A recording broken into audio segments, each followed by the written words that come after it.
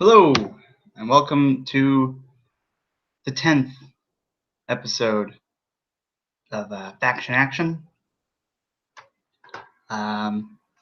Yesterday was Saturday. We played episode 4, season 2. I forgot to open up the PDF.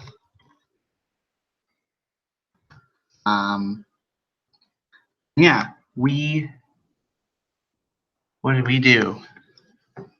Well, they went to Hadad, and it's now the 4th of October,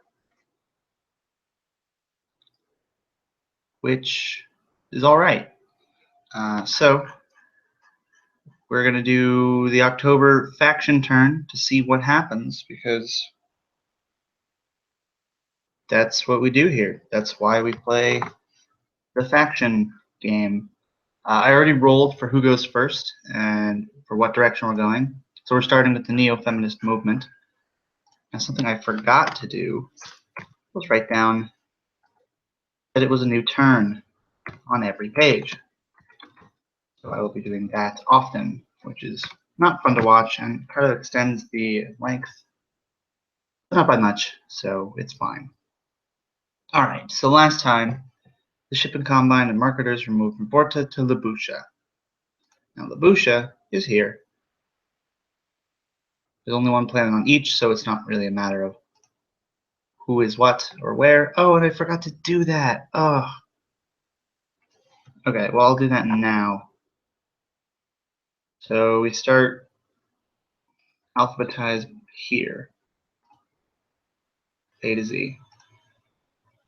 Then alphabetize planets, A to Z. Then we alphabetize hex, and then we alphabetize by faction. And now everything's where it should be. Ackland's bugged. But the consortium is a lot of stuff. Here we are, Neofem on Libusha. Who else is on Libusha? Well, the Crossbow Corp. Hadad. Now, in fiction, Triton and Hadad, or Triton and Dursni Amas, or Vorta and Hadad, did have a war.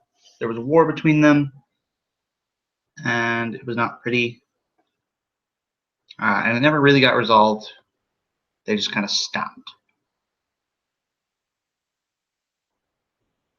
The reason is I didn't really think about it much. I'll think about it more later. But for now, we know they fought a war. Now they're fighting another war. The Vorton Imperium, the Empire. I don't know. They're not an empire. They're a republic. I don't know what to call them. Biumvirate, maybe, as a facade for their two-planet thing. Yeah, the Triton Biumvirate. Or should it be a triumvirate? The Triton Triumvirate? Yeah, there's totally 3 elected rulers in a triumvirate. Yeah, so the Triton Triumvirate. Wow, I've been playing this for more than a year and just now decided it's a triumvirate. So yeah, the Triton Triumvirate is at war with the New Fallen Empire, which is these guys, the Greens. And Dursni Amas, the people on there is Crossbow Corporation, the mercenary company that the Hadadi government runs.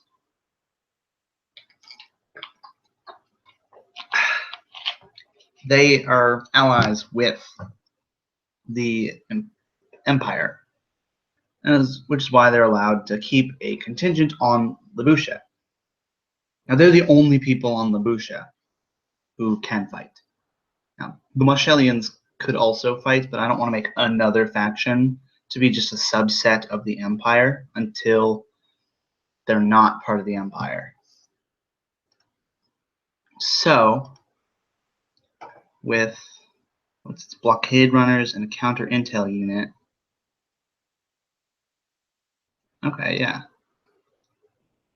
That's what they have there. Like, not really what's meant to be fighting, but they're also not trying to fight them.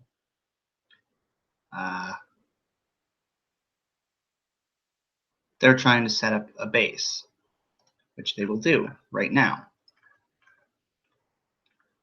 Expand influence. You buy a... Oh, I guess I forgot to do one more thing. Update everyone's faction credits, which is important.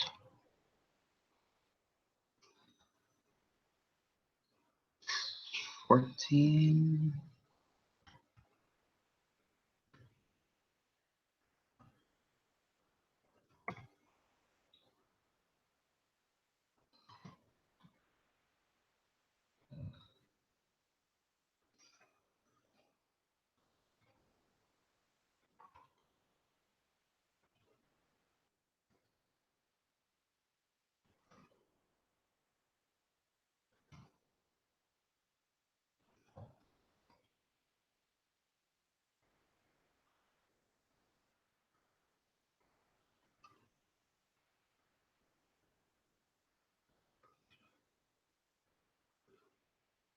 Cool.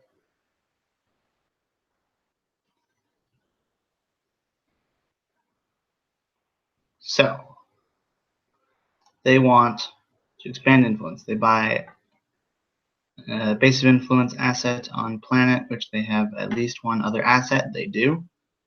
The faction rolls a d10 plus cunning against similar ratings. Okay. So their cunning is 6. Crossbow's cunning is 3.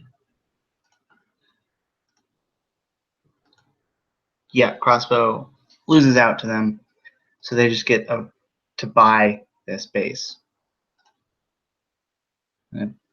Base of influence costs whatever they want it to cost.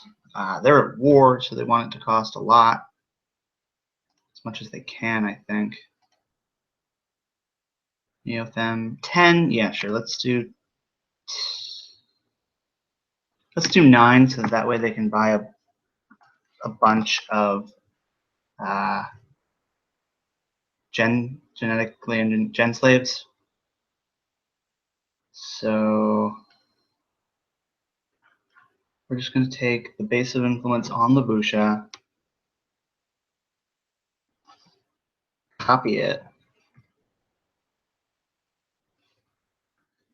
and put it here.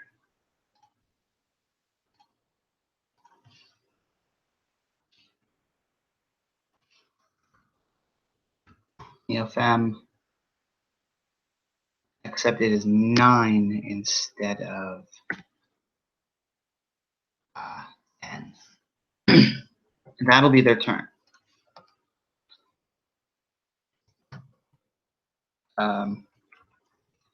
Purchase base of influence. Purchase a boy on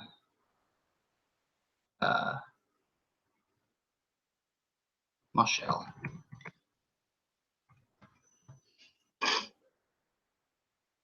Consortium. The consortium. They purchased 15 gen slaves. They are going to attack with 15 gen slaves and try and take over. So the action they can take is seize the planet. If they destroy all non-stealth assets on the planet belonging to a faction who opposes their attempt before they can successfully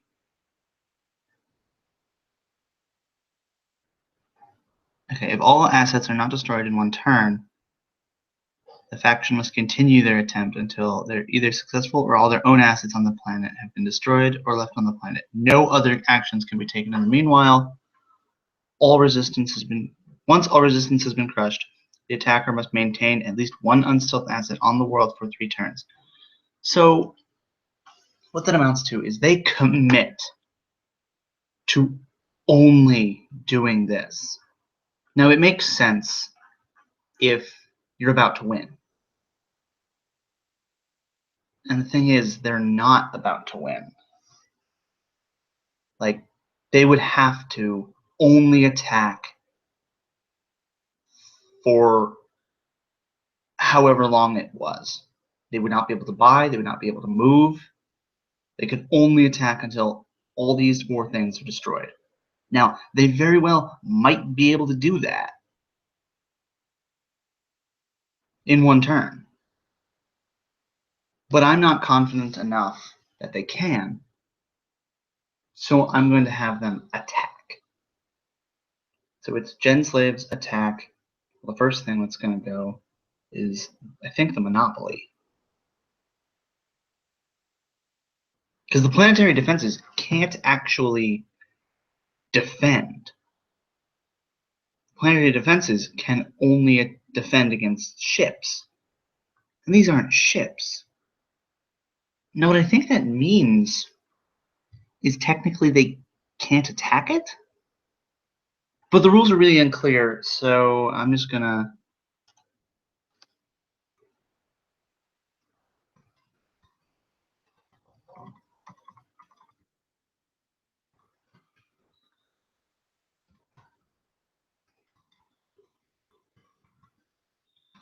I just want to keep track of which one's doing what.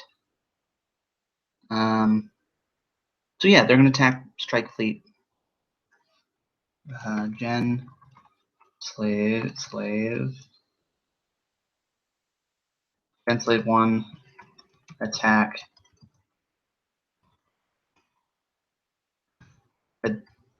Adadi Strike Fleet on Adad. I guess it's the Crossbow Strike Fleet.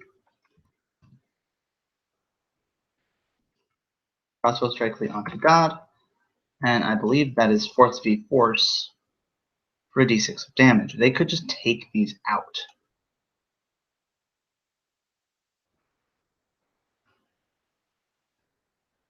You know what? I will commit. I think that makes sense in fiction too. The consortium. What am I doing? Takes sees planet action on God. They very well could win this turn. And if they can't, all that will be left is the planetary defenses.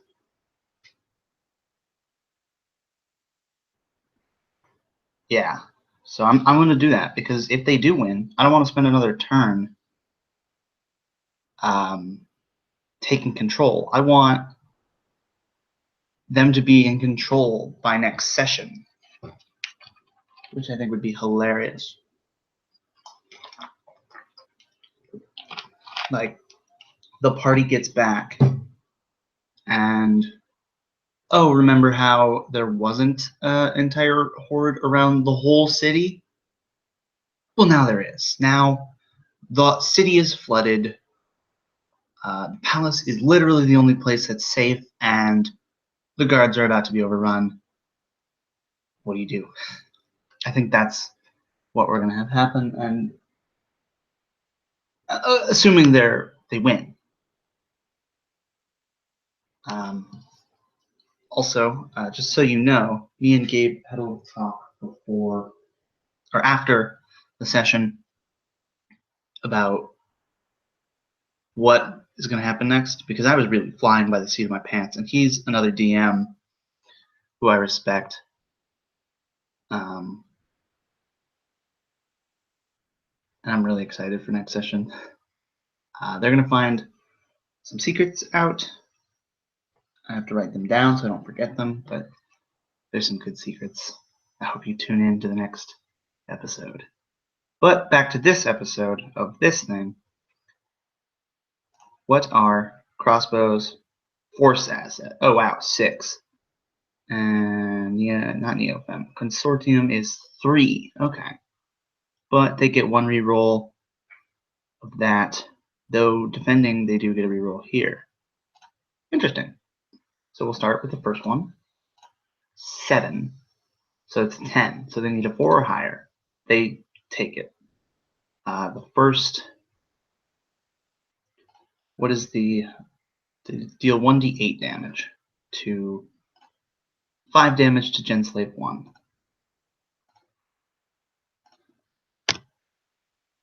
Five damage. Wait, that's supposed to be.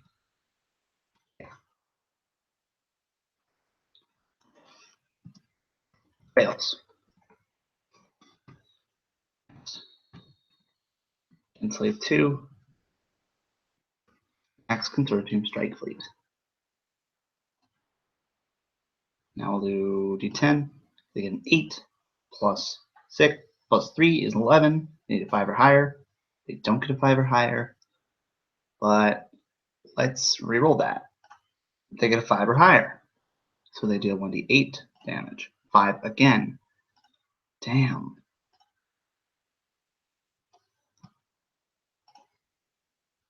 All right.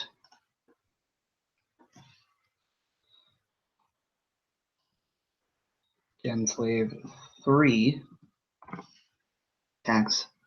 Now there's no more rerolling to be done by crossbow. So they get a 9 plus 3 is 12. So they need a 6 or higher. They do not get a 6 or higher. Now the Genslave does 1d6 damage. 1 damage. To strike fleet.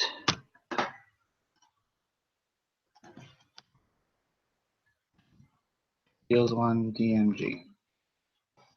Now, Genslave 4 gets a 5, meaning they need a 2 or higher. They get a 10. They deal 1d8 damage, 4 damage to the next Genslave. Genslave 4 takes 4 damage and is at 2 hit points. Now the thing is, there are so many Genslaves that it literally doesn't matter. Genslave 5. So it's the same rule. 7, 10, so they need 4 or higher. They get a 5. Yeah. They'll just take it. It's a d8. It's 5 damage. Put in at 1. And this is why you buy 15 Genslaves and not 3 Genslaves. Now we go to number 6. This might take a while. I really should have recorded when I started, so it can only be an hour long. Oh well. 8. So 8 plus 3 is 11. 11 minus 6 is 5 or higher. 5 or higher. Deal a d8. 3 damage.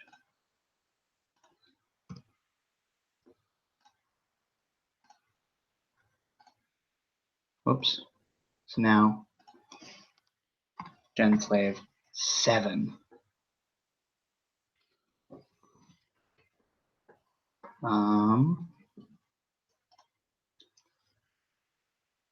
Okay, so they need a 1 or higher. So they're not going to bother rerolling. 4 damage. I think I'm going to shut up for a bit because I want to eat my breakfast, but I'm not going to stop rolling.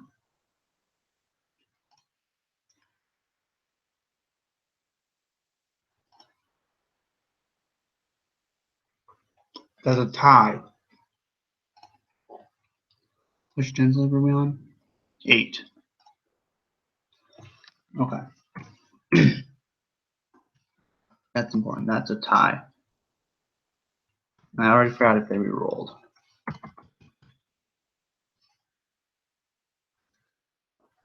They both deal damage. D6 kills it and kills it. Both they kill each other. 0 and 0. Tie. kill each other. So what I think that's going to be is in fiction, we're going to have wrong.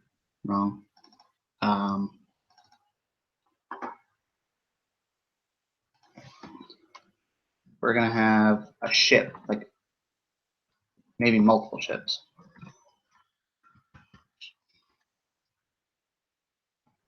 Ships can be seen crashing on the ground. That's not how you spell ground.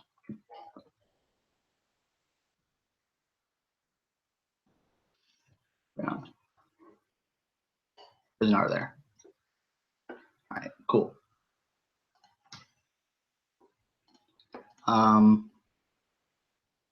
Yeah, so delete this row, or clear this row. Reset. Genslave 8 is dead. Strike Fleet is dead. So now we go on to number 9.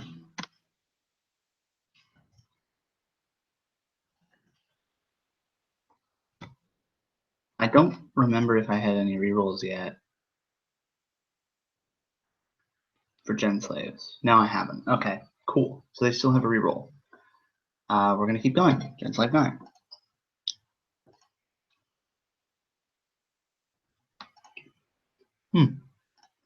Dead.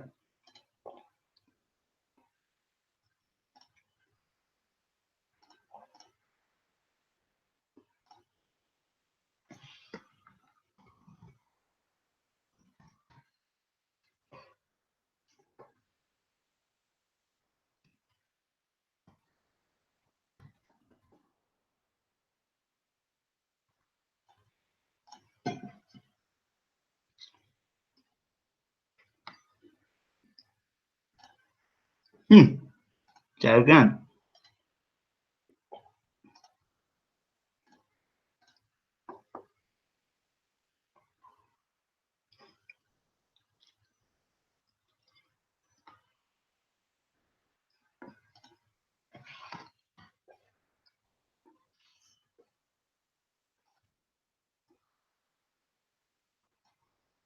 Nine plus 3 is 12. 5 plus 6 is 11.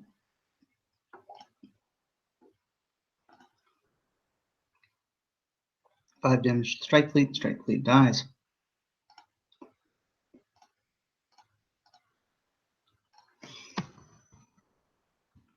Kills. Alright, what's left?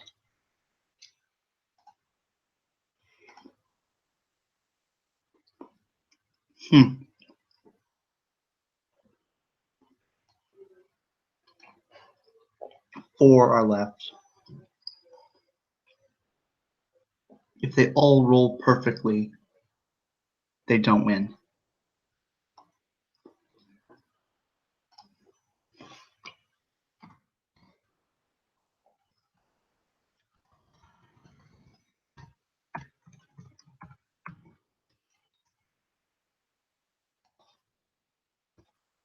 This is a force v force.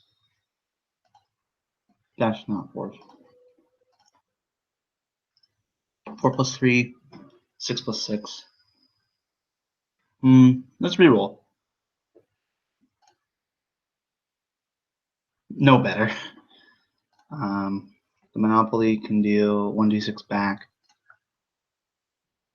1 damage against them. Genslave 13.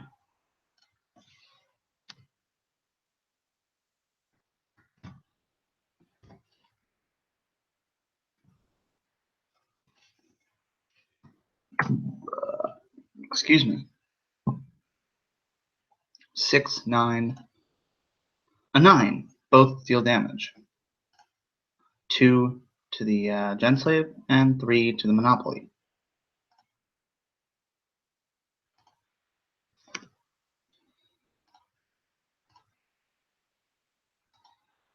kidding me? Was it going to happen? It's with that one. So close. Like, all I have to do is attack the planetary defenses.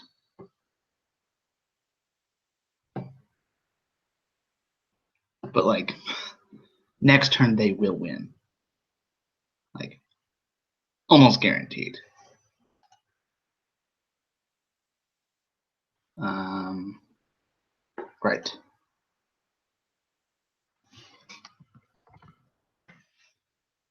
Right.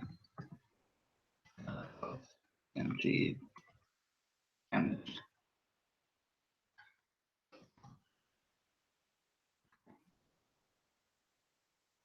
14.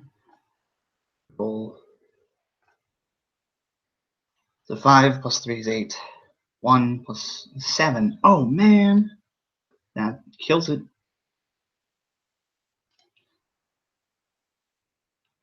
Clear row.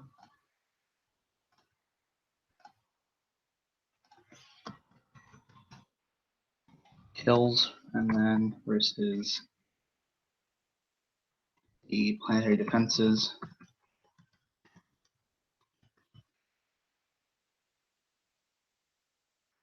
You know what would have made more sense? Using the planetary defenses first. Just to like take all the hits and then attacking next turn, which is next. Whatever. They're not thinking straight. Because I'm not thinking straight. Yeah. 3 plus 6. I mean, 3 plus 3 is 6. 4, that's 10, so it fails. Okay, yeah. That is their turn. This is important. I should highlight that. Yeah, it's eye-catching. But, damn, their only 3 good assets are gone.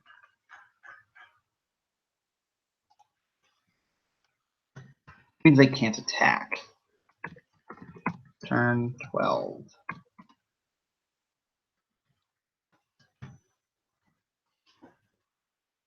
What do they do?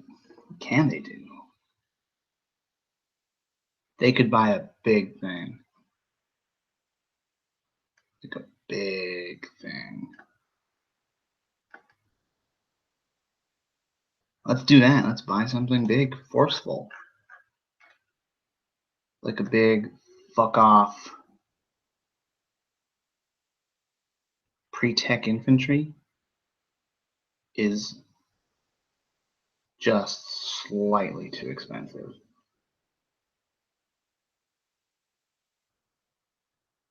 Ah, fuck. Fuck.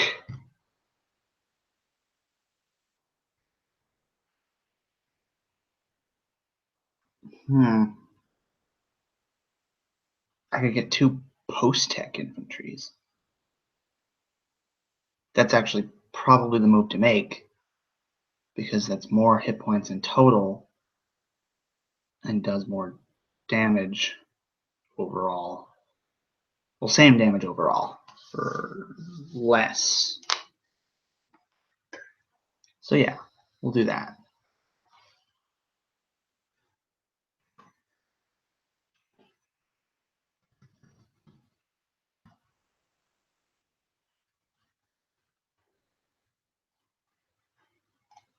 Post-tech infantry. Pretty good because there's just 2 right there.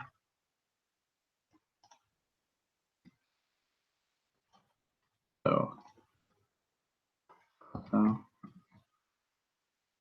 crossbow.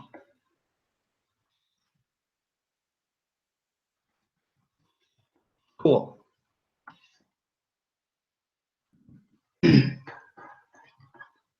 They bought 2 post-tech infantries. That was what we were going for, right? Yeah. Now they're out of money.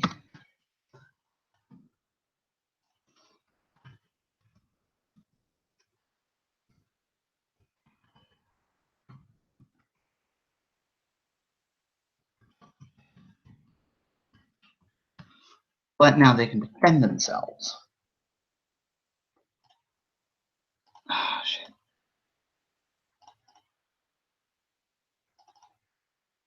And that is their turn. That's 3 factions down. The rest to go. We move on to Sector 3.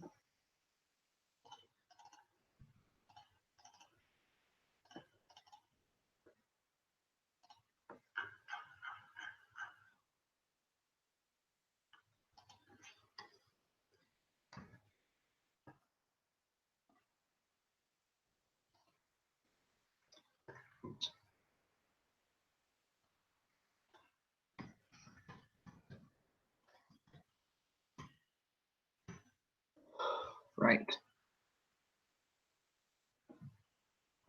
So Ackland's fucked? Yeah. I don't believe anyone is on Ackland besides them. Although actually, yeah, no one's there besides them. And they're not on any other planets. Their goal is commercial expansion, but they'd have to move an asset that they don't have. I think they don't do anything.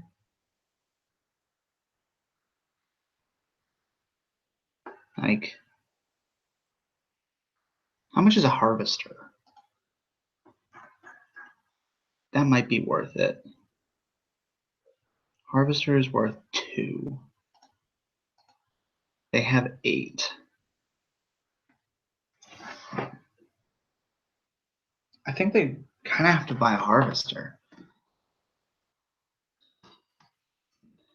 Otherwise, there's nothing to do.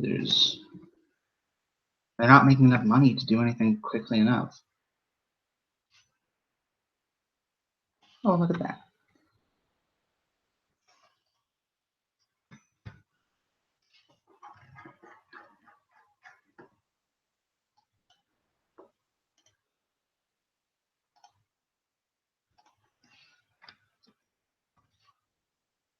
What?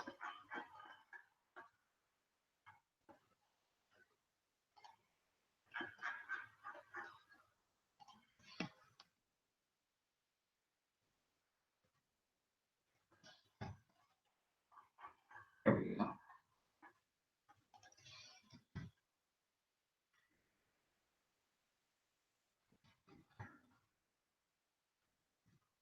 Oh. They purchase a harvester.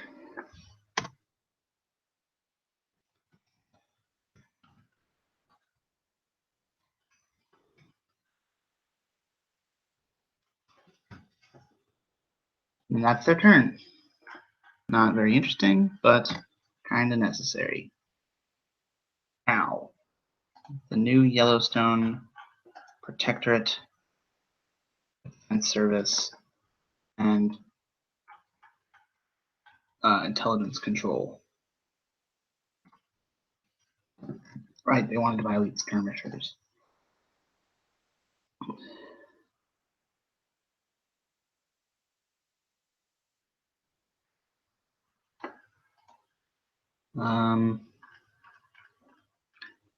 They'd like to sabotage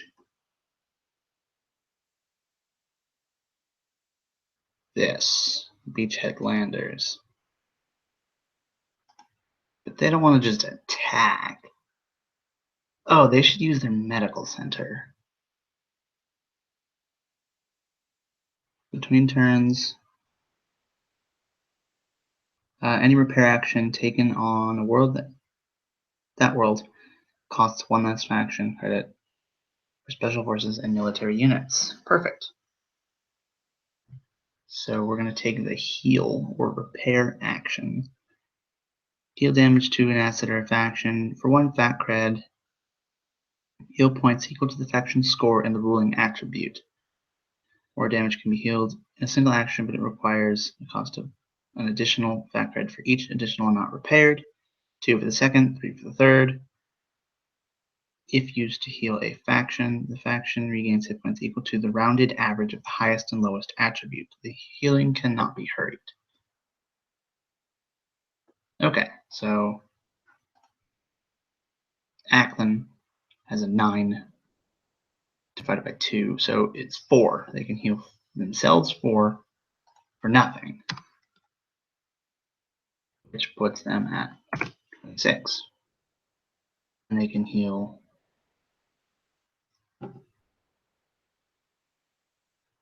Wait, is it for nothing?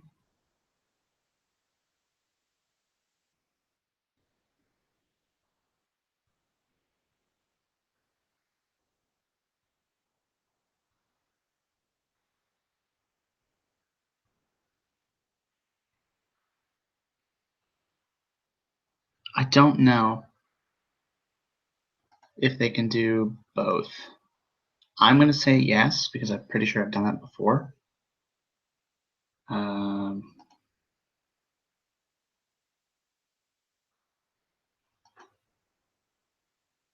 But I'm going to say each time. Yeah, it sounds like each time you do it, it costs 1 more.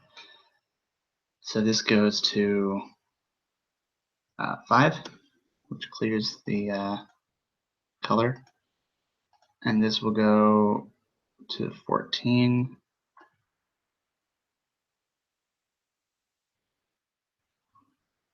Which doesn't clear the color.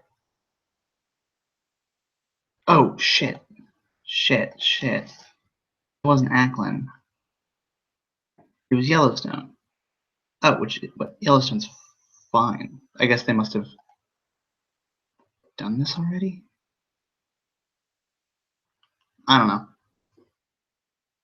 Field unit, use Monopoly. Weird. I don't know. Whatever. Doesn't matter. So yeah, healed for 0, healed for 1, so it costs 1 faction credit to heal 2 things.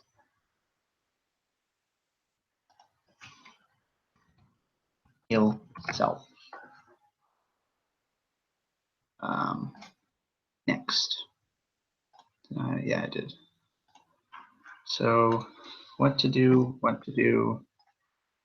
about Yellowstone intelligence control. They want to blood their enemies.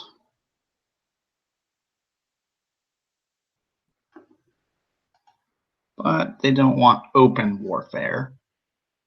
So post-tech industry? Yeah, let's roll a d6. 6. Nice. What's it, 2 fat creds?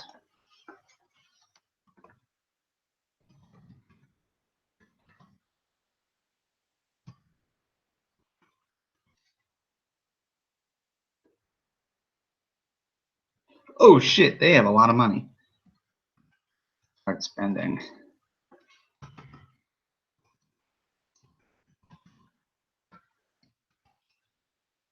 Start spending. No, start spending. Okay. And now, these guys. How much money do they have? They have 11. They want 2 strike. Well, not strike fleets. 2 elite skirmishers. That costs 5. They have 10. So we'll purchase them 2 elite skirmishers.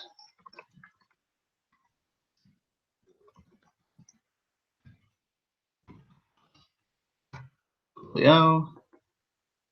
Let's find them elite skirmishers. Oh, there.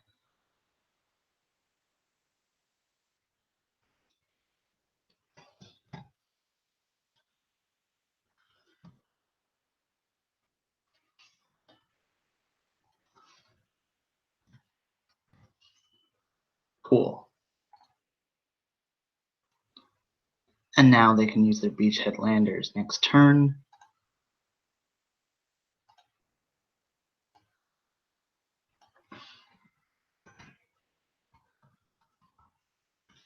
Send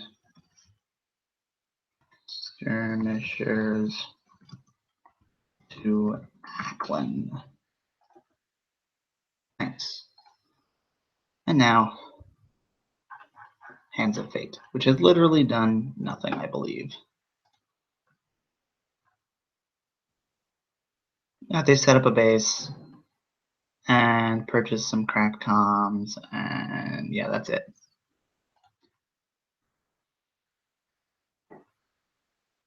Yeah, I think they do venture capital. They roll a d8 to get a 5.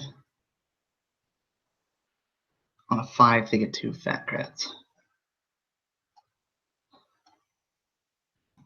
They're building up to something. What? We don't know. Because I haven't decided. Whoops. It's 16. But it will be big, and it will probably involve the Glitch. Now we go to the 4th sector.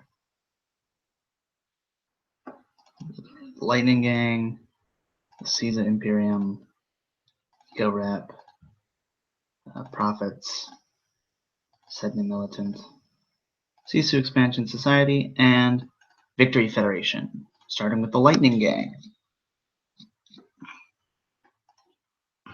They achieved a goal last time.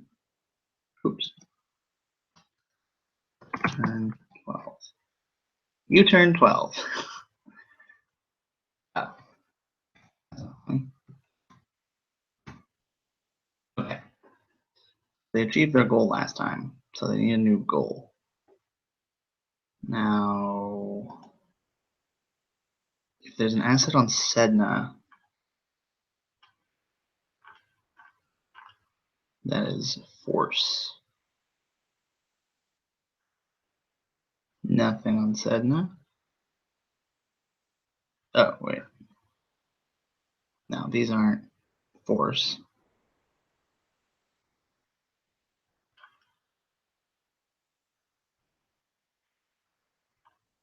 Wait, what?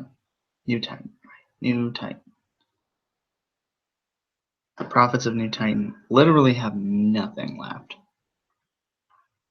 Eco Rep does have force. Hardened personnel. But I believe that's force 1.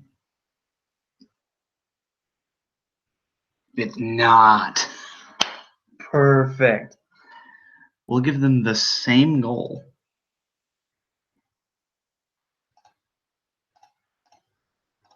And they will attack hardened personnel. Who attacks that? The Lightning Gang. Cyber Ninjas attack hardened personnel.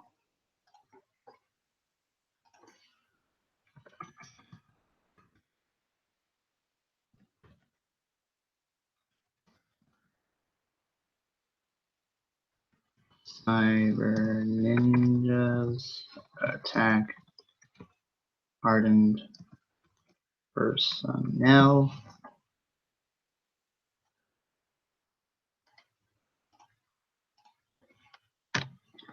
And what happens? Cyber Ninjas are cunning v cunning.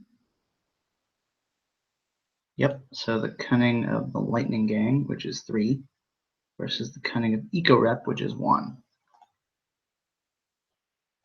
3 is 9, 1 is 6.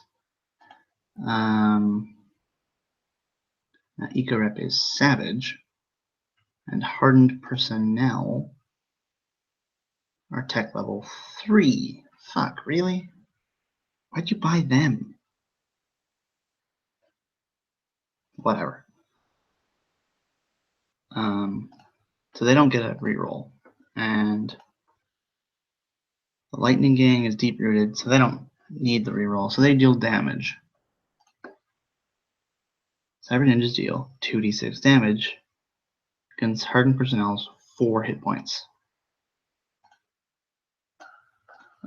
Okay, so that kills them. Kills them. Goal achieved.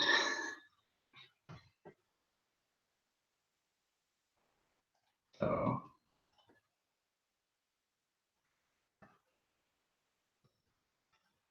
oh shit.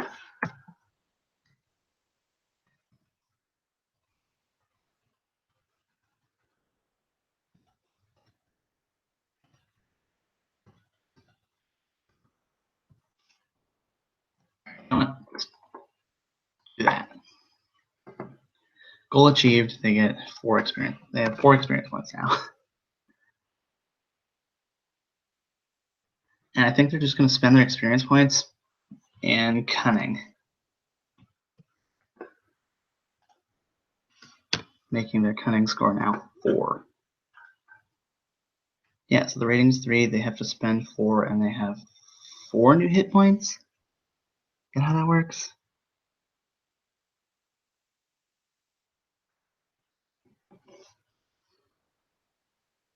Oh no, it cost them 6, and they have. Oh, whoops! They can't do that yet. Shit. That's fun. Well, they just do that one more time, and then. Yeah, just do that one more time. That'll be fun. Yeah, harden personnel.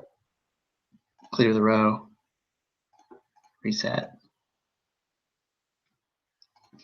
Lightning Gang's done. The Lightning Gang, this like small side thing, is just so efficient because they're so useless. They can just keep doing Invincible Valor and just never having force. Just like being really good at cunning and wealth. And just like keep taking on anything higher than them in force. With things that don't involve force. Now if anyone attacks them with force, they're fucked. But because they're deep rooted, they get a reroll.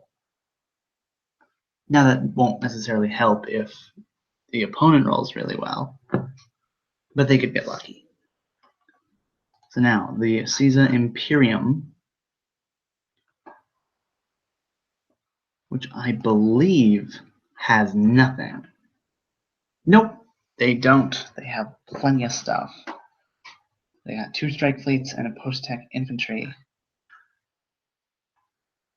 And their opponent, Sisu, has a lot more. And false fronts, that's just something you instead. Yes, that is what it is.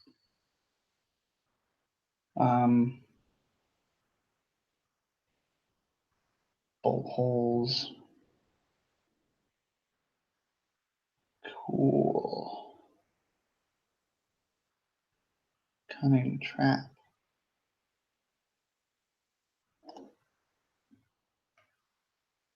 Right, tracked comms makes it attack itself. Alright, cool. The Caesar Imperium is going to attack with their strike fleets.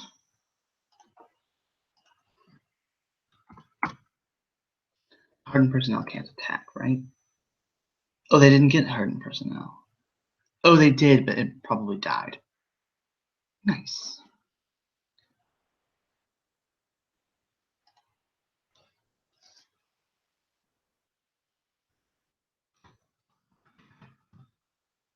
Turn 12.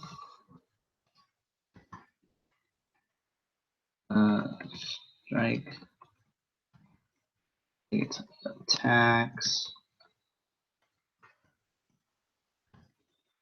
And post-tech infantry attacks. What are they attacking? So who's defending? Bolt holes. We'll start with bolt holes.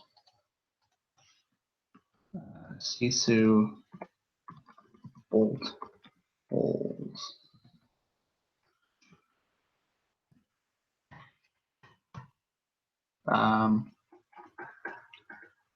The attack is force v force for 2d6. Restart this. I didn't check what they were. The Caesar has 5 force, and Sisu has 3 force. So 5 is 8. 9 is 12. Now, Caesar is Imperialist. I don't think they get a bonus. They don't get a bonus. They just take the damage. It's what, 2d6?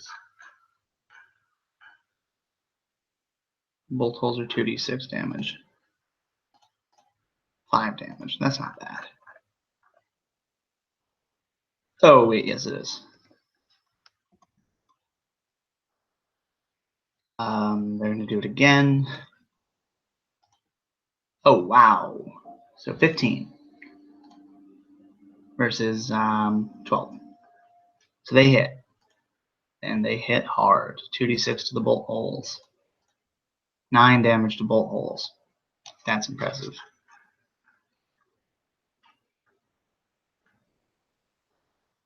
That kills. But false front can take it. Clear row. Yeah.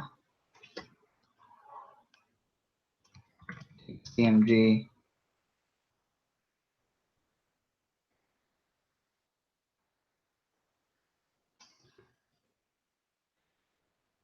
What the fuck? What happened? False. Kills. False front. Press. Kills. And now the post-deck infantry are going to do the same.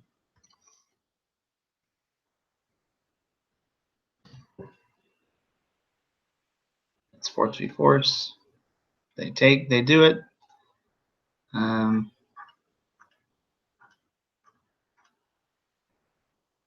28. 6 damage. Enough to kill it.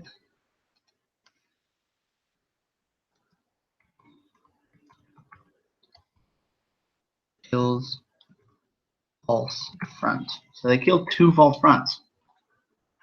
Not, good, but better than nothing.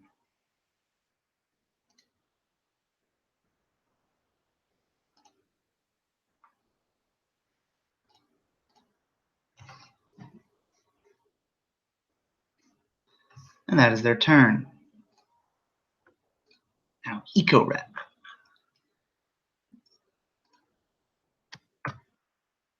Eco-Rep purchases a lot of stuff. Because literally everything they do dies like within the turn they buy it.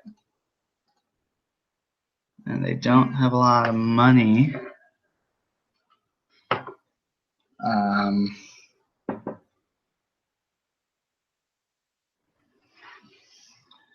They don't have a lot of assets. I think they're just going to use their Monopoly to gain a fat cred from the Lightning Gang.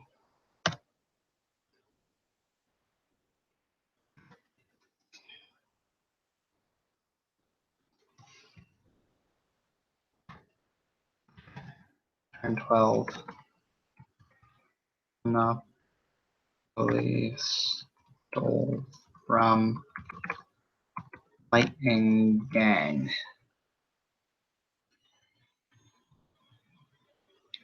And that'll be that.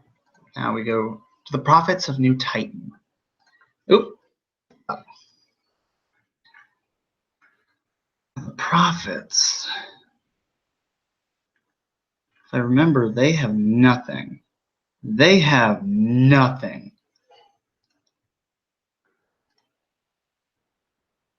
Prophets of New Titan have 9 creds. Which they should spend in wealth.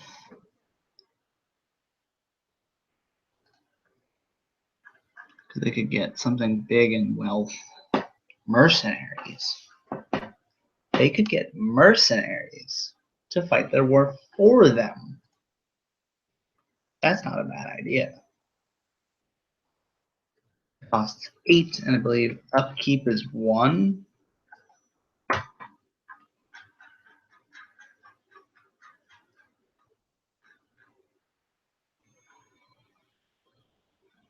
Mercenaries, well-equipped, well-trained soldiers willing to fight for the highest bidder. Mercenaries maintain a cost of 1 fat cred. As an action, mercenaries can move to any world within 1 hex of the current location. To purchase or move mercenary assets requires planetary government's permission. Now, there isn't a planetary government on Felis, so I say they can do it. Now it costs 8. It puts them at a -1. So they have not a lot of money, but they're extremely powerful for the cost.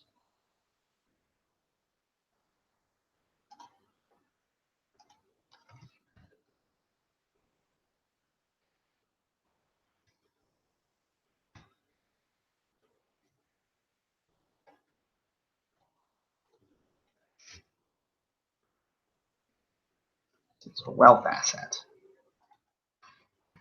New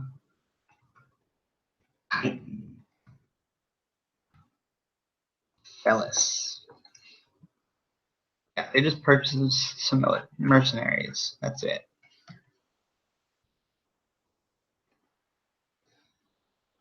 Did they seriously just do nothing last turn? Wow.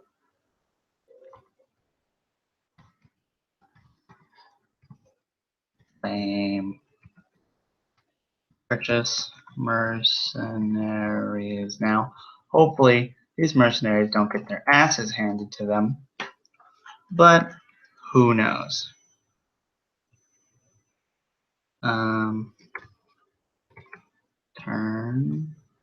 12. Cool. Now, I think what they're going to do is just expand influence. Sedna Militant has a lot of money.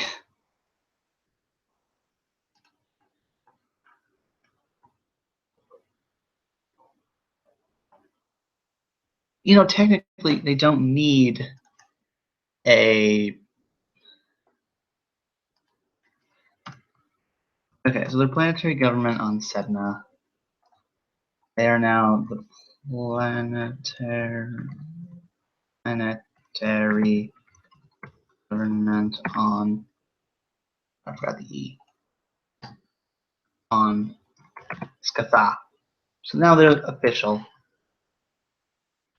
Take Rodinia. One third. They can move whatever they got on Skatha, which is pre-tech infantry. They can't move the pre-tech infantry unless blockade runners can move them. As an action, a blockade runner can transfer itself or any one military unit to a world within 3 hexes for the cost of 2 fat creds. Blockade runners can even move units that would otherwise require planetary government. Okay, so because they can't move anything, I'm going to use their post-tech industry so that next turn they can buy 2 bases of influence.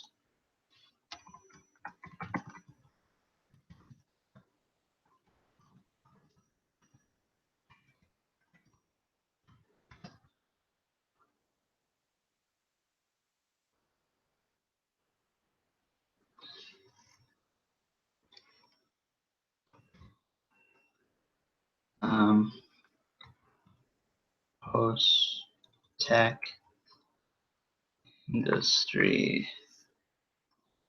Oh, actually, I think that's not allowed, but whatever, I don't care. Rules are more like guidelines because the rules are extremely unspecific. They get 1 fat cred.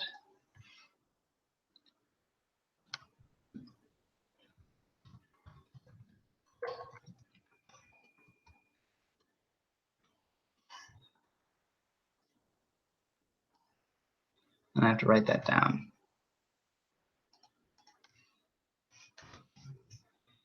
Cool. Yeah, there's the planetary government on Skatha.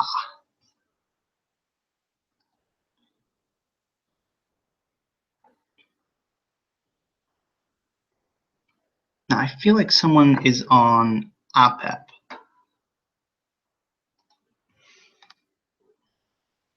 Isn't that these guys? Yeah, they're on OPEP. Sedna doesn't like that.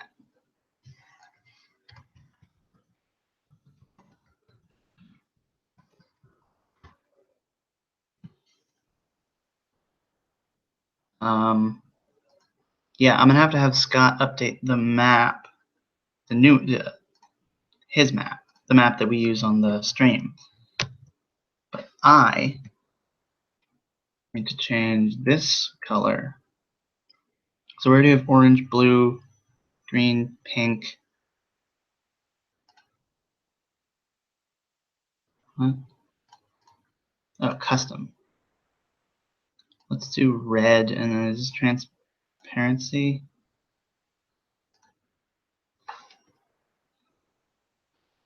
That looks too similar to pink.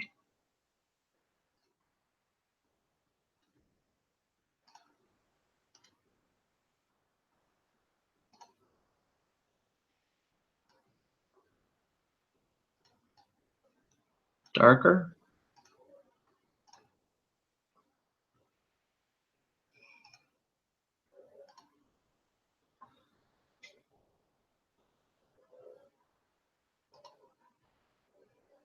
How do I get rid of a custom?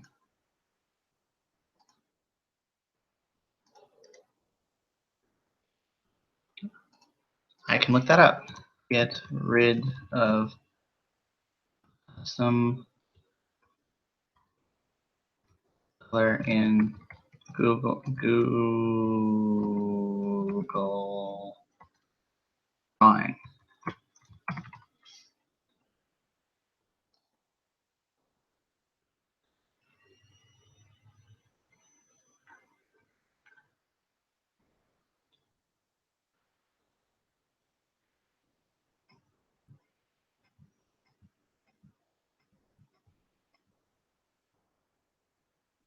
You're right that we don't support deleting custom colors at this time. We're not sure if this would necessarily make sense. Users are likely to delete custom. Wait, so they just don't do it because they think we're idiots. Wow, fuck you, Google. I know I like your products, but fuck you. What if how to edit custom colors? Edit, custom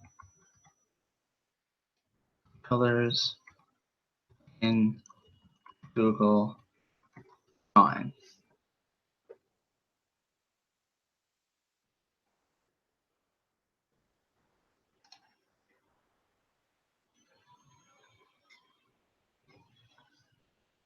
I've got a specific color I want to adjust my background, but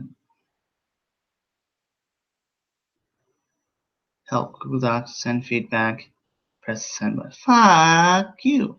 That's not what I want.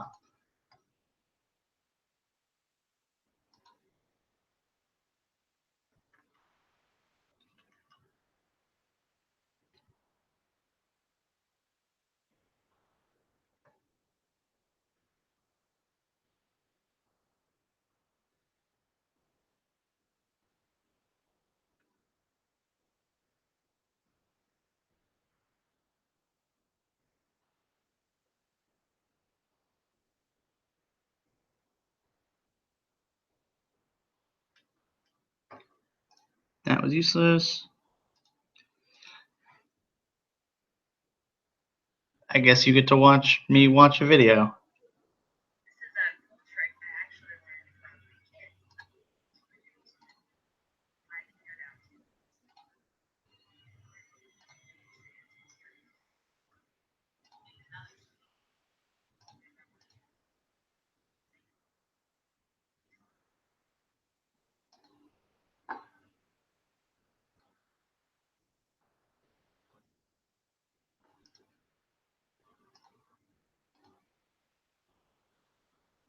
Yeah, that's not anything new, lady.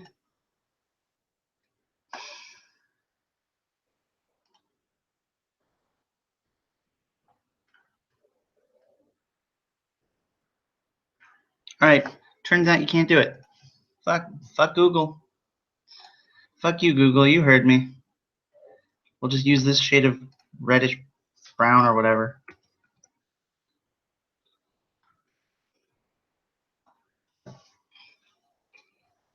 Oh, right, I have to send those back because they cannot be send back. Send to back. Send to back. Cool. Yeah, CISA. The Sednan government is expanding.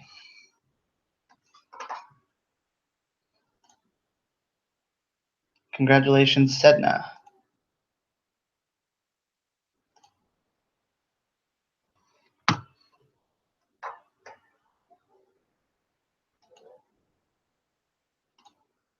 Right, Sisu Expansion Society.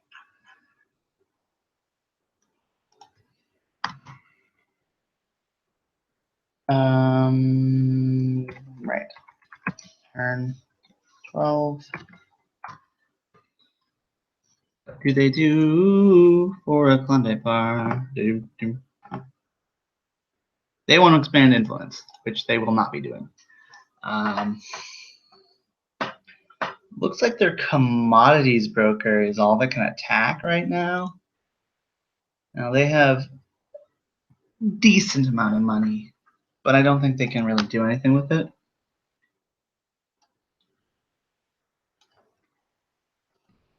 So I'm gonna have the commodities broker attack CISA Strike Fleet. Because I believe CISA still has a strike fleet. Oh, right. Prophet of the Dragon. Right. CISA has 2 strike fleets. They're gonna attack the weak one. Because then it might die. It's wealth versus wealth. So Sisu has a wealth of 6. CISA has a wealth of 6. So it's a flat roll. Now, CISA doesn't have anything for this. And neither does Sisu. Huh. So it's a flat roll. So Sisu goes first with a 3. And they eat it. They take damage. 1d8. 2. Okay, that's not bad. As long as except for the part where they're already damaged. And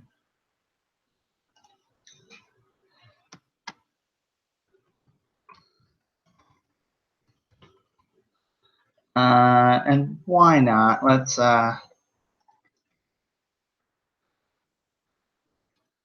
freighter contract attacks. And freighter contract attack.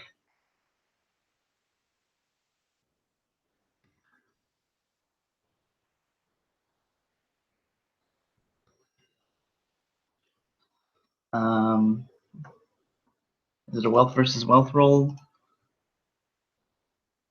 It is. 6 versus 7. No!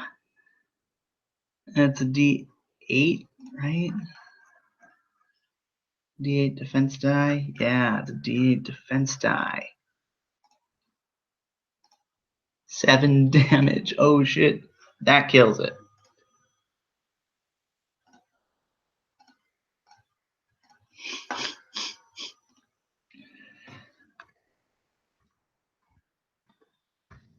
That purchases agricultural property. Now, the Victory Federation. I believe the Victory Federation only has to deal with some stupid mercenaries.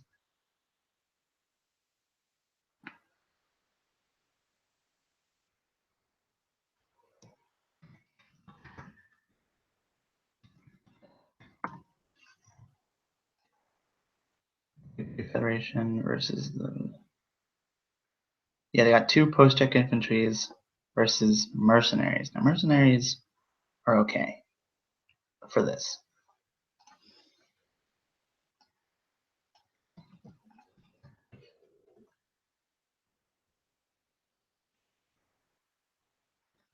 Attack.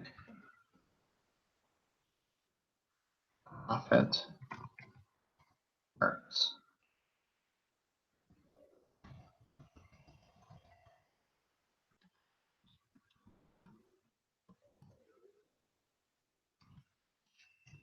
Yeah. So this is force v force.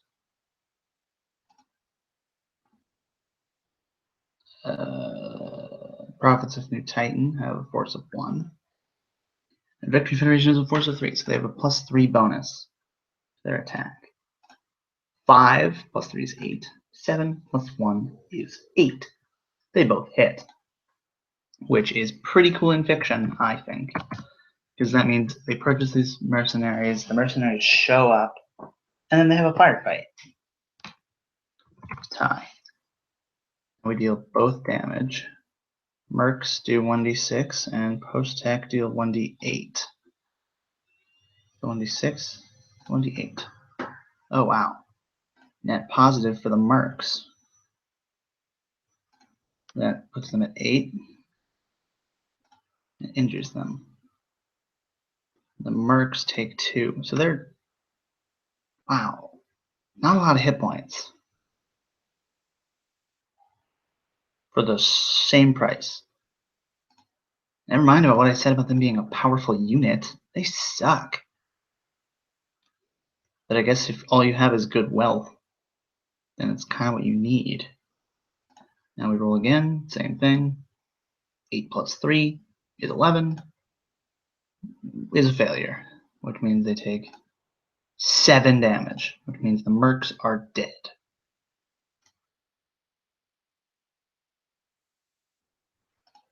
Hey, on the bright side, that means they don't have to be paid.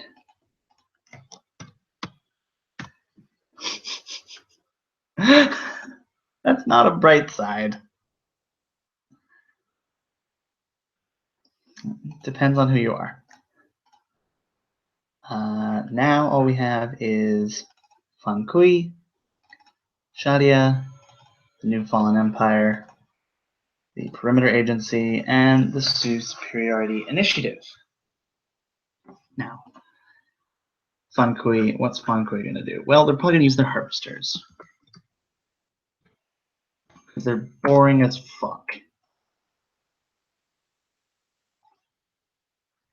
They have 3 harvesters, so they roll a d6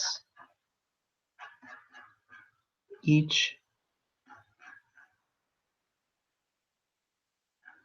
Harvesters roll a d6 on a 4 plus, gain a fat cred. 1. 1. 1. Cred. Good for you guys.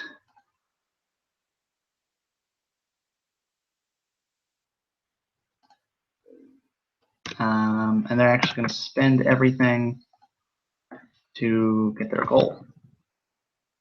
That's what they wanted.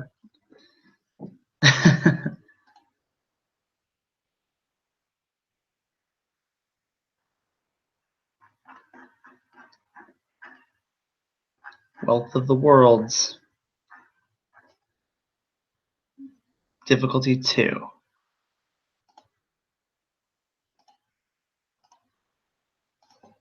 They have the most experience points, and they have done literally nothing but harvest. Goal achieved. Wait a minute.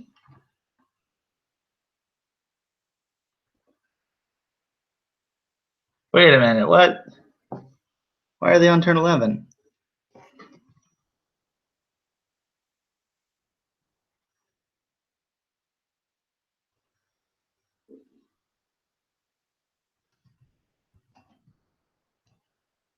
Okay.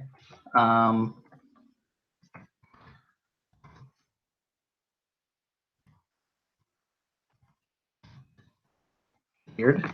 I'm just gonna roll for them again, I guess. I guess I forgot once. So they actually have 2 fat creds. And they get to pick a new goal.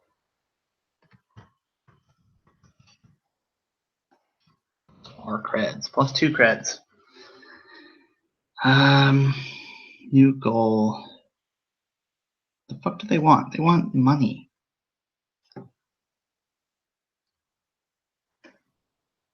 So Fun Kui is here. I mean, there's no reason to expand. There's no reason to change their goal.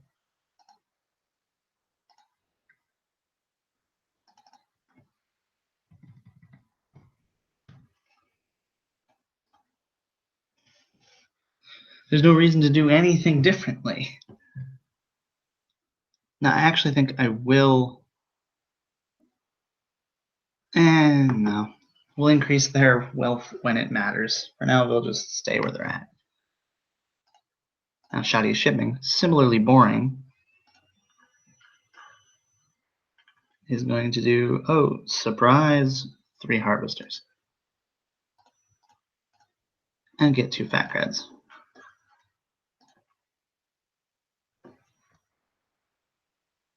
Okay, why are these 2 behind?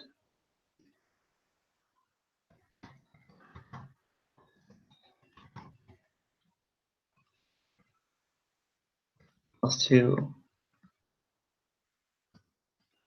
cred.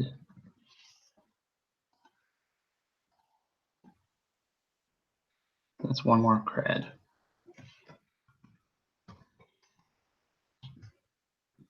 Cred by 3.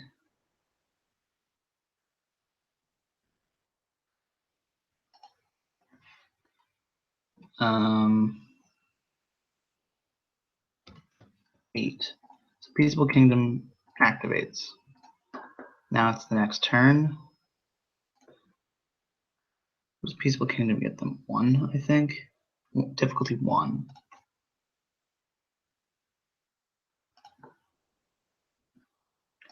So they have 4. Now, Wealth of the Worlds. 4 times your wealth rating.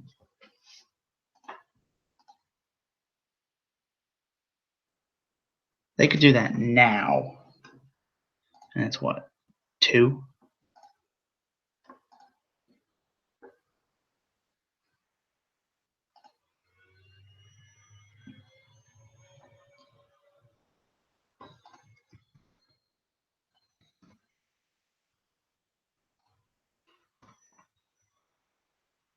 -6, -10.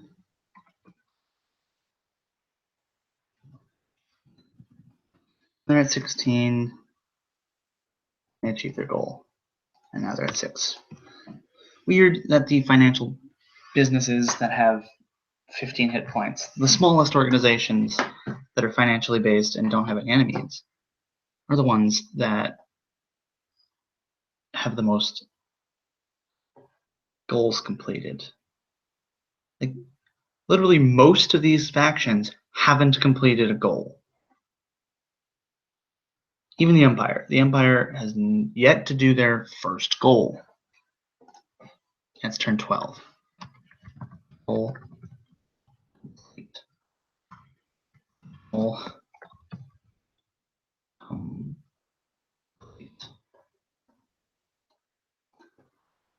And I think their new goal is literally going to be the old goal, because they will literally finish it next turn. Take same goal. And then they can amass wealth for 4 turns with Peaceable Kingdoms. Oh my god. That's just like a farming experience points And then when I have like a bunch of experience points, we'll just spend them all, become super powerful, and then go to war. That'd be fucking crazy. Now, New Fala.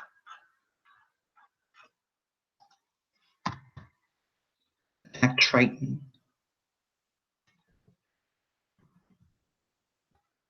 Force assets. Don't leave Saori undefended. It's turn 12.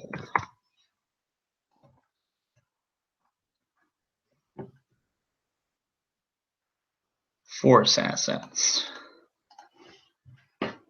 The Beachhead Landers. Now, do those go with you? It'd be cool if they did. Including itself for 1 fat credit. Abso-fucking-lutely. Absolutely. Now, I believe Space Marines can move themselves for free.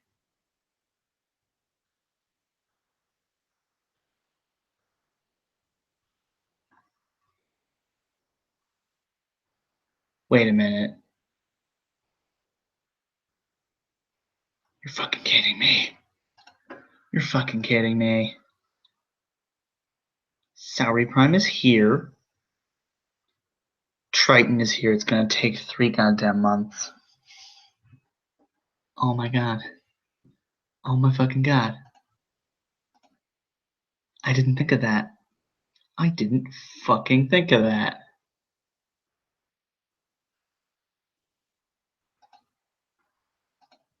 Is it worth it? Oh wait, no.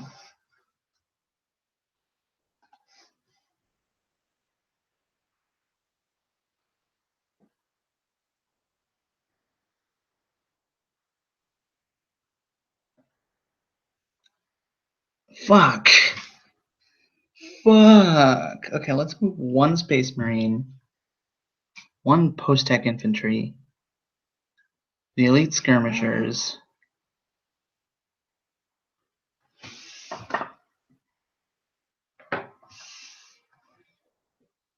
Alright. Move.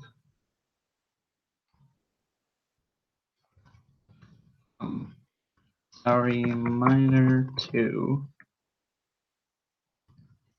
Take 3.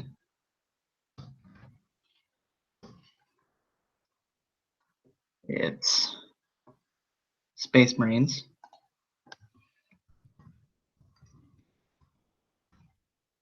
Marine. Post-Tech Infantry.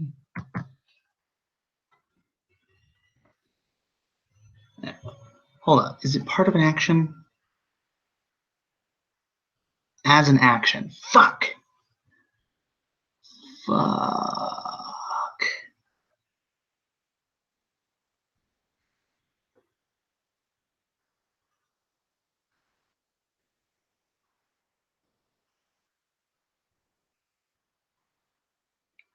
I think what I meant was Deep Strike Landers.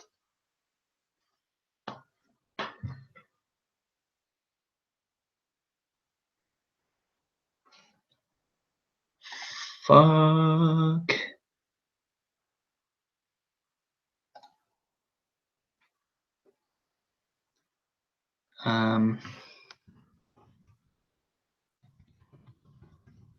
Beachhead Landers.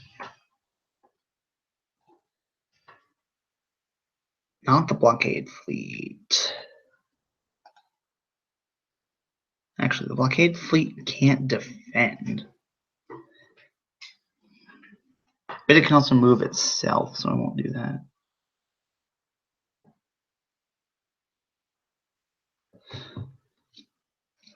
The Elite Skirmishers.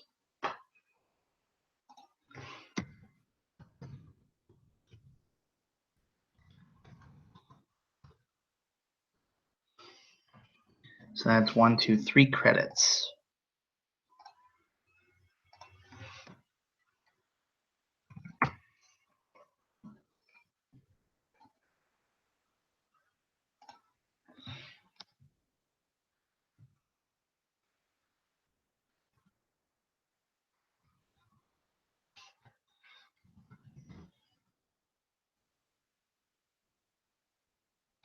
Cool.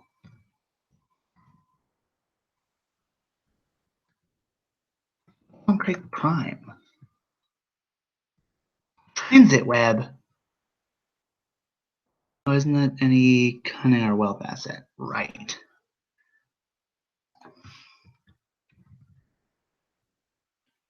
So Space Marine, Ballistic Infantry Unit, and Elite Skirmishers go to there.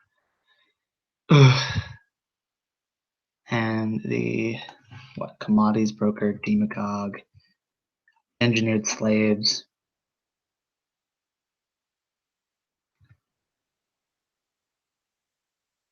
Hostile takeover. What does Neofem have there? Not a lot, just some stuff. We just want to take it all, though.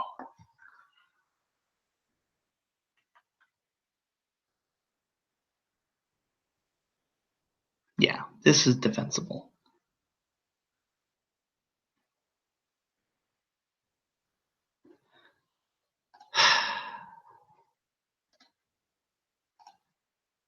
Well, that's annoying as fuck. Perimeter Agency.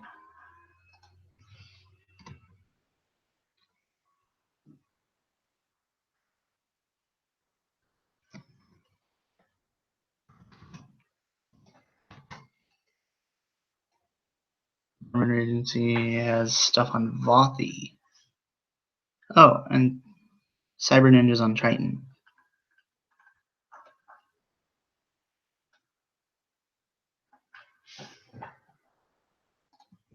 Varga. Cool.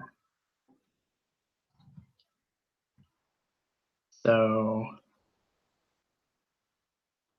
the engineered slaves.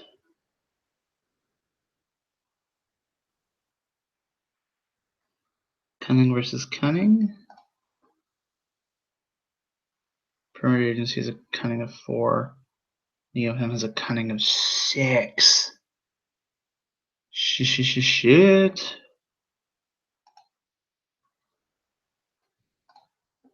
Yeah, I think military conquest is the best goal for them right now. Just trying to remember force assets equal to your faction's force rating.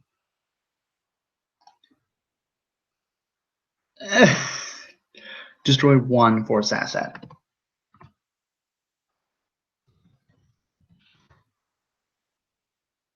Oh, so just do Invincible Valor. Destroy a force asset. Oh, but they don't count for that. Because they technically don't have a minimum force cost or force rating.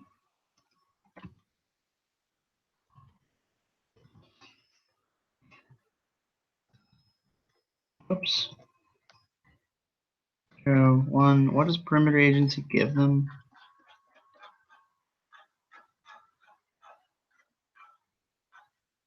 Perimeter Agency, roll an additional and try to tech 5 or higher.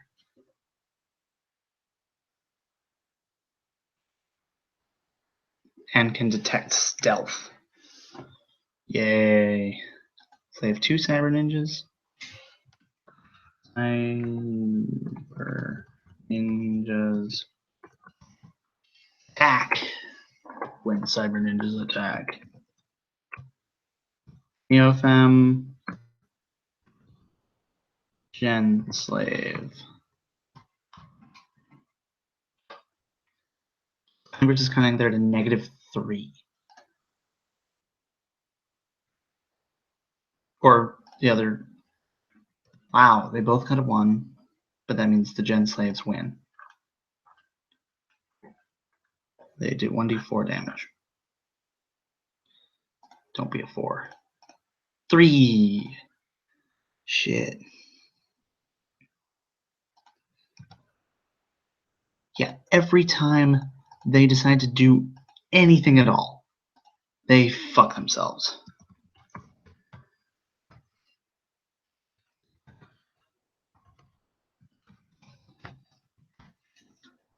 trying to deal with things that are bigger than them. 8. So if they get a 5 or higher, they don't. Fucking finally. They're finally going to do any amount of damage, and they take out a Gen Slave.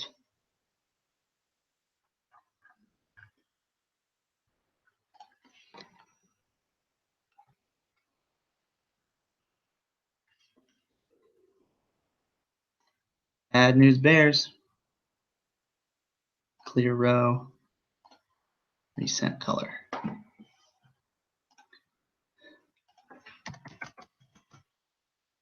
Kill it with fire.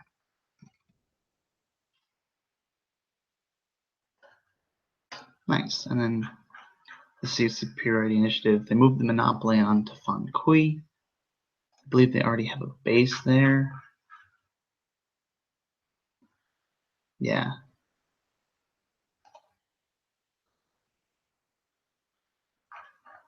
The only other people on Fan Kui are these guys. They have a monopoly.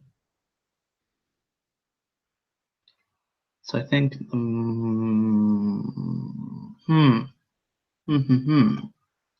do I want to play this?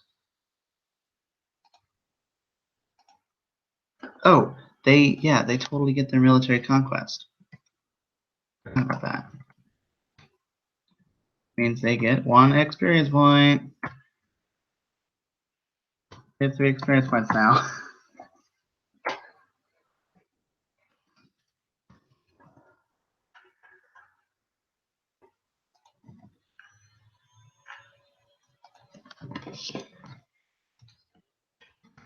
Complete military conquest.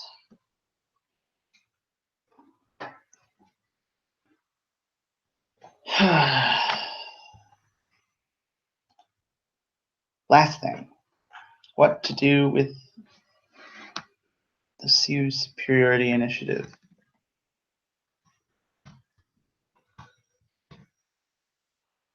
What to do for a Conde bar?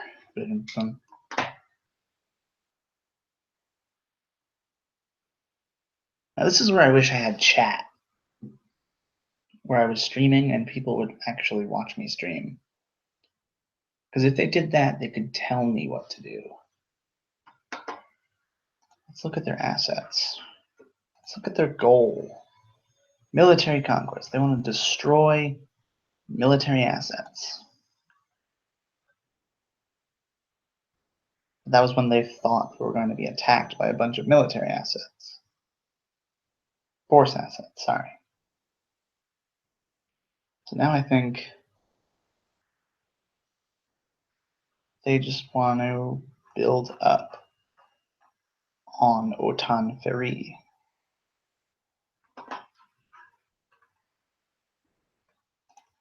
They have 25 credits. Their wealth rating is 7. This shouldn't be a problem. And in fact, it very well might not be.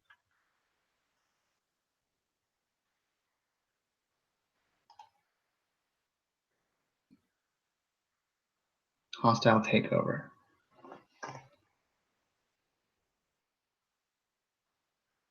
If a hostile takeover does enough damage to destroy a faction,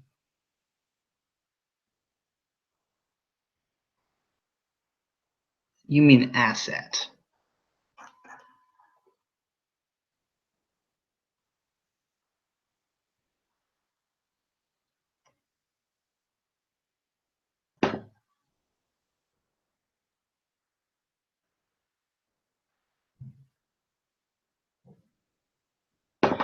It says it here too. Who wrote this game? I forget. Whoever you are, you did a lot of spelling and balancing errors in this. But yeah, they're totally taking a hostile takeover.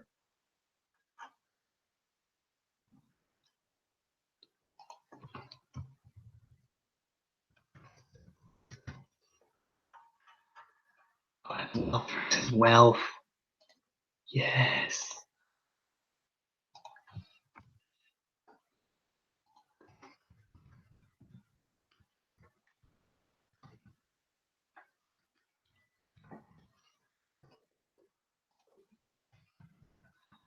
Purchase hostile takeover on Kui.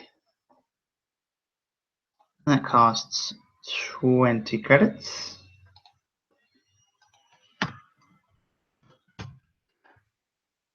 That is that. Now, little review. Sedna now controls Skatha and is about to control Rodinia. It looks like Victory Federation might win finally on Fellas. It's been almost a whole year. Actually, it's been a whole. No, because it's October, and the first faction turn I ever did was November. So yeah, it's been almost a year. And they still haven't taken them out. War rages on the Busha and Triton and Dursni Amas. Dursni Amas, the Haddadi, are so close to dying out. They lost both their fleets and their armies.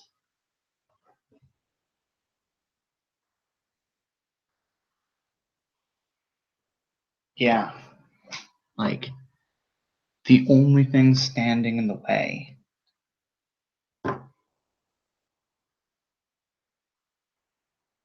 is the planetary defense system. And I don't think that can stand in their way.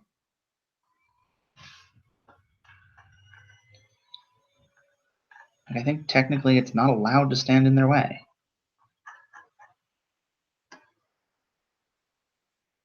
Oh, they just bought 2 post-tech infantry. Yeah. Good, good.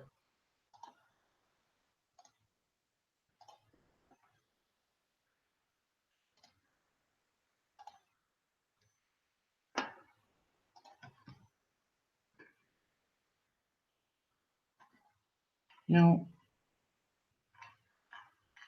I should shrink some of these down so I can see everything. Like, this has never been.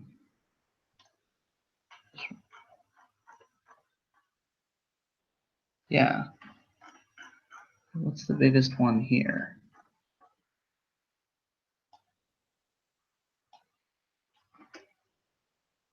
HP also. Oh, I know what to do.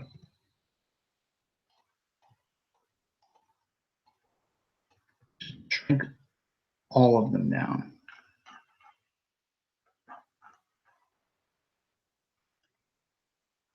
Oh, wait.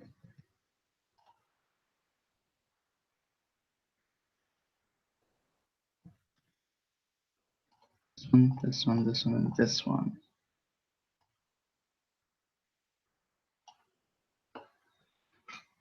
Yeah, and I can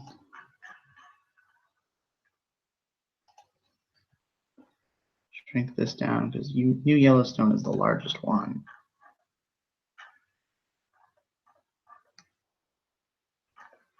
Cool. And then it's all visible. Nice. I can probably shrink this down a bit too.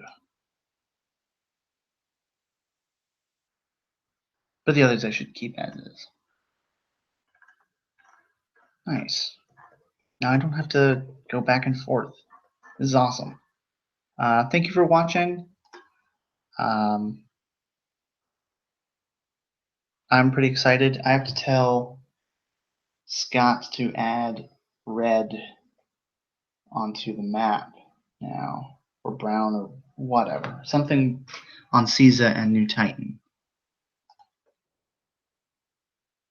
Yeah. Because the map's out of date now. The map is out of date. The Sednan Empire shall rise. Don't know how they feel about anything, really. Like they're gonna take a Pep and then Sisu, once they're done with the seasons, are gonna be like, you know what? Fuck you. And they're gonna come to blows here. If they're successful, they'll take this. And then, Triton's all the way over there. Why bother letting them keep Vorta? This, the Holy Land, when they can have it. I think that'll be kind of interesting to watch unfold.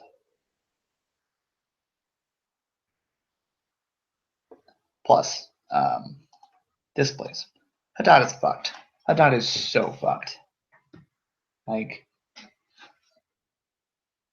the ships have fallen.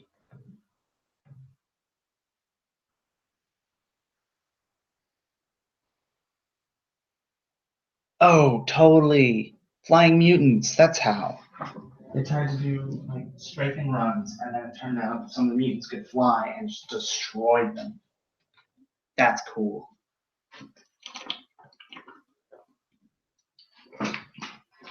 And they'll see that too, because they have a ship, and their ship will be under attack by flying mutants. I need to look up flying mutants right now.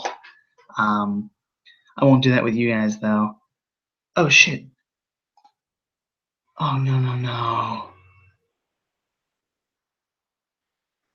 I think this whole thing... Fuck. Alright, I don't know if any of this was recorded.